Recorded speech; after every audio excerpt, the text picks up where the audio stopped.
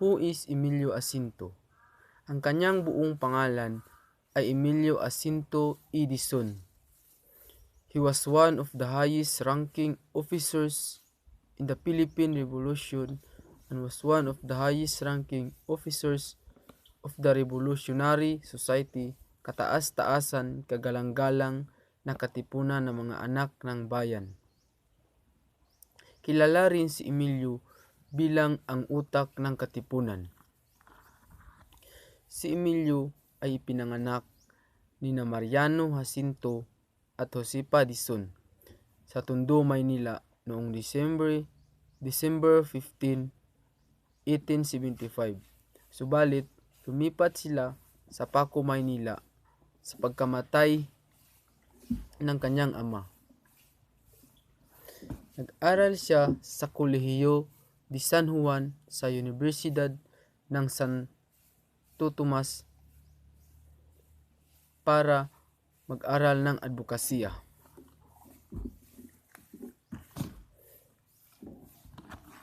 Naging kamag-aral niya ang ilan sa ating mga presidente na sina Manuel Quezon at Sergio Osmeña. Subalit, hindi siya nakapagtapos ng kolehiyo. Sa edad ng 20 ay sumali sa katipunan kung saan pinamunuan ng hukbo sa Laguna. Siya ang naging tagapayo sa usaping pang-piskalya at naging kalihim ni Andres Bonifacio. Siya at si Bonifacio ay nakipagsundo rin kay Apolinario Mabini nang subukan nilang ipagpatuloy ang La Liga Pilipina matapos ang pagdakip ni Jose Rizal. Sinulat niya ang tanyag na kartilya ng katipunan na nagsilbing gabay ng bagong kasapi ng kilusan kasama si Bonifacio at Pio Valenzuela. Binuo nila ang pangunahing pahayagan ng katipunan na tinatawag na kalayaan. Nagsulat siya sa pahayagan sa ilalim ng pangalan na Dimas Ilaw at ginamit ang alias na Pingkian sa katipunan. Si Jacinto ay nasa sigaw ng Pugad Lawin kasama si Bonifacio at iba pang miyembro nito na nagpahiwatig ng revolusyon laban sa imperialismong Espanya noong August 30, 1896. Matapos ang pagpatay kay Bonifacio, pinagpatuloy ni Jacinto ang pakikibaka ng katipunan tulad ni General Mariano Alvarez. Tumanggi siyang sumali sa puwersa ni General Emilio Aguinaldo, ang pinuno ng pangkat ng martir. Si Jacinto rin ay nanirahan sa Laguna at sumali sa milisya na patuloy na nagkipaglaban sa mga Espanyol. Isinulat niya ang Ala Patria noong Oktubre 8, 1997. Nahango sa huling sulat ni Jose Rizal na Mi Ultimo Adios. At naganap ang April 16, 1899. Namatay si Jacinto sa sakit na malaria sa edad na 24. And hello everyone, this is Wenalyn B. Cruzo. Now I'm going to tackle about the historical background of the document. So the original version of the document has 14 paragraphs that contains the values that Katipuneros should possess. So each paragraph contained unique discussion of the different aspects of person's life. And kini si Andres Bonifacio, ang una niyang gisulat is Duties of the Sons of the People or katungkulang gagawin ng mga ZLIB. So, mga gina-follow sa mga members of the Katipunan. So this Decalogue showed the beliefs of Bonifacio. And then later on, si Bonifacio, gi-adapt niya ang gisulat ni Emilio Jacinto, which is katong Kartilya ng Katipunan, as the official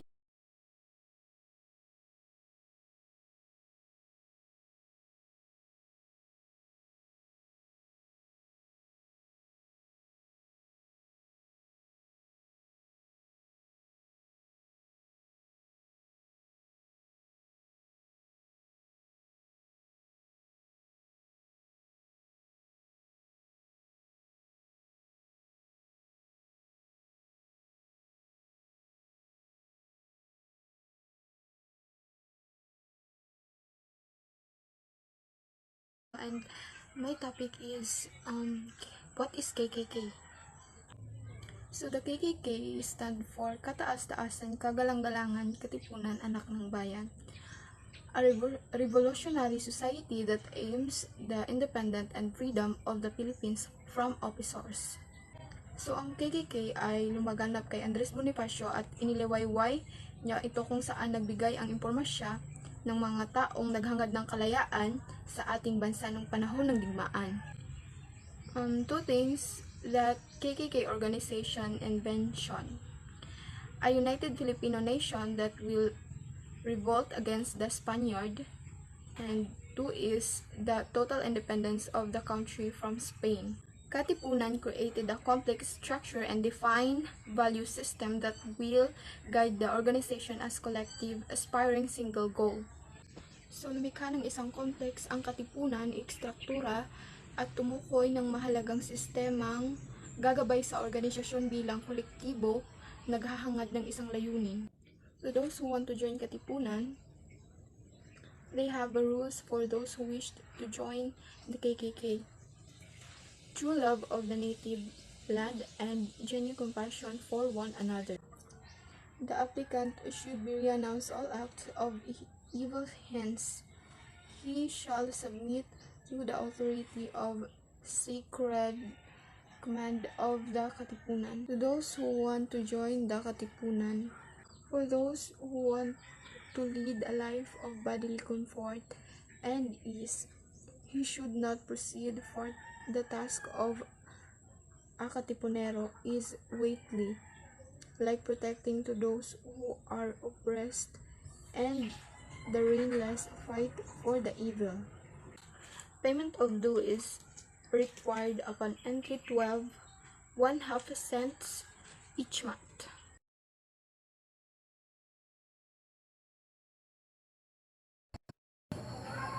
"14 Rules of Kartilya ng Katipunan ni Emilio Jacinto." Rule number 1. The life that is not consecrated to a lofty and reasonable purpose is a tree without a shade, if not a poisonous weed. The first code of conduct simple tell us that we must have a purpose-driven life. We must know how to set our goals and find meaning to our life, because without knowing our purpose, we will suffer from unwanted situations. Rule number 2. To do good for personal gain and not for its own sake is not virtue. This means that we must not be selfish. We must do good not to earn prizes, but to show it with our whole heart, because a deed done only for fame is not worthy to be called good.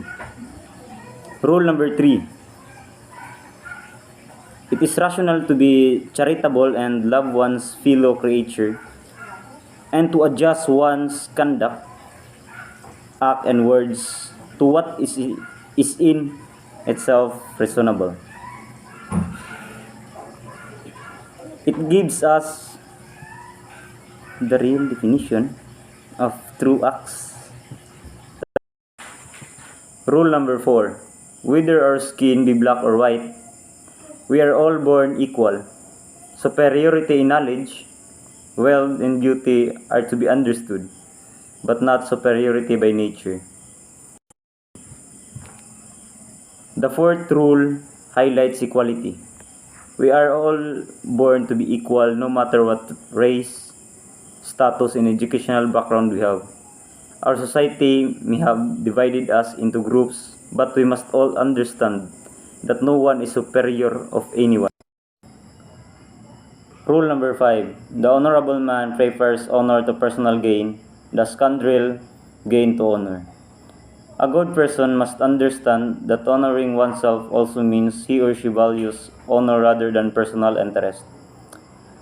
True honor means having a high moral standard behavior. Rule number 6. To the honorable man, his word is sacred. The rule number 6 tells us that we must be a man of our own words. Whatever said must be done. We must do things that we promised because we can never take back what we have been said so. Rule number 7. Do not waste time. Wealth can be recovered but not time lost. Everyone must understand the importance of time. We usually focus ourselves on worrying from different material things. This code of conduct tells us to treasure time because we can never take it back. At the end, we might end up having a regretting for the things we weren't able to do. We have make us of our time wisely. Rule number 8. Defend the oppressed and fight the oppressor before the law or in the field. We don't have the same strength, but we can help one another. We must choose to be fight for what is right. Fight with the weak people who needs your help and comfort, and fight those people who keep on putting others down by oppressing them. Rule number 9. The prudent man is sparing in words and faithful in keeping secrets. This highlights the importance of trust and confidentiality. A wise man is a man who thinks of what he says and keeps what is needed to be kept. Rule number 10. On the thorny path of life, man is a guide of women and the children. And if the guide leads to the precipice, those whom he guides will also go there. All of us needs to be a model for everyone because whenever they sow in us will also be followed by the people who sees us. And a true man leads his family to be the right path by showing them that he is the righteous. Rule number 11. You must not look upon women as a mere plaything, but as a faithful companion who will share with thee the penalties of life. Her physical weakness will increase the interest in her, and she will remind thee of the mother who bore thee and reared thee. This principle is about women, that every woman deserves to be respected, and no man shall see them as an object nor a pastime. Just like what they always say, a man who don't respect a woman do not respect his mother, who gave him birth. Girls deserve to be loved with full respect and care. Rule number 12. What does not desire done unto the wife, children, brothers, and sisters, that do not unto the wife, children, brothers, and sisters of the neighbor. Every action that any man do is important. Every action has its own consequences. We must not do bad things against other people if we don't want other people do bad things against us. Rule number 13. Man is not worth more because he is a king, because his nose is aquiline, and his color white, not because he is a priest, a servant of God, nor because of the high prerogative that he enjoy upon earth, but he is worth most who is a man of fervent and real value, who does good, keeps his words, is worthy and honest. He who does not oppress nor consent to being oppressed. He who loves and cherishes his fatherland. though he be born in the wilderness and know no tongue but his own. The 13th principle is about having the right character and good values. A man's life is not measured by what is his status in life, nor with the things that he is possessed. Instead, it is in his character and his love for the native land. Rule number 14. When this rule of conduct shall be known to all, the longed-for sun of liberty shall rise brilliant over his most unhappy portion of globe. In its rays shall diffuse everlasting joy among the considerated brethren of the same race. The lives of those who have gone before, the fatigues in the well-paid suffering will remain. If he who desires to enter the Katipunan has informed himself of all his and believes, he may fill out the application for admission. The last code of conduct shows the desire of Emilio Aguinaldo.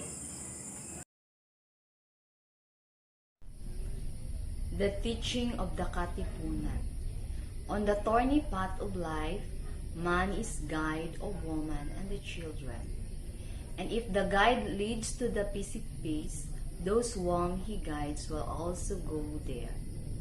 So on the thorny path of life means that is complicated, difficult to solve. Man is guide of woman and the children. So man must respect the woman and the children. Do the things what is right. Show how much you support. In terms of relationship, having integrity can straighten the bond as with the woman and their children, as moral principles will guide his behavior and help him to be the best partner that he can be. Thank you.